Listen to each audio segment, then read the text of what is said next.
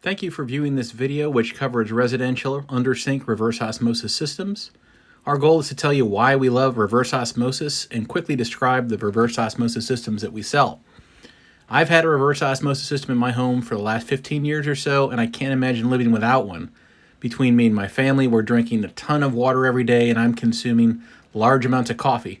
The thought of using tap water to make my coffee makes my stomach turn, and paying for bottled water just doesn't make sense to me. With my RO system, I'm able to produce very pure water that tastes great, doesn't scale up. My coffee maker is virtually free of all chemicals, dissolved solids, and other contaminants. I'm also using it to make my ice cubes. It's really about as good as it gets for a residential water treatment system. For drinking, the difference between normal water filtration and reverse osmosis system is a component called the membrane. The membrane is a semi-permeable filter that allows only pure water to pass through, while the unpure water is sent down the drain. This is also what makes the reverse osmosis installation a little bit more complex, as it's necessary to make a connection with a drain line.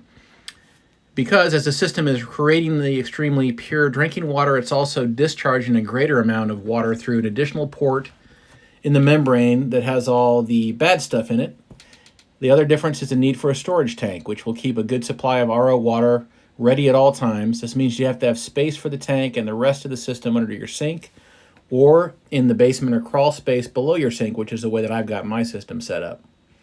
So what comes with the reverse osmosis system typically, and what filters do you have to change? Typically, there's a polyspun pre-filter that catches sediment, dirt, rust, other large particles.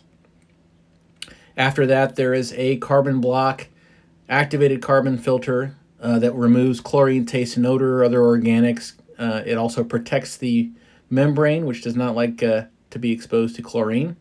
Then there's the membrane itself, which we showed you previously.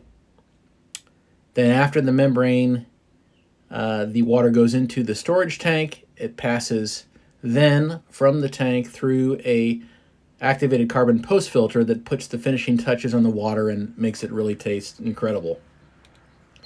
The filters I showed you are actually very inexpensive, non-proprietary, and easy to find. They've got to be changed every 6 months, except for the membrane, which can last 2 to 3 years.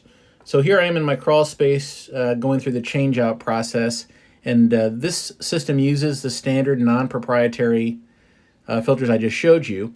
And I'm not going to lie, the process of changing out the filters isn't necessarily something I look forward to, but to me it's worth it because of how inexpensive the filters are and how easy it is to find them and to buy them.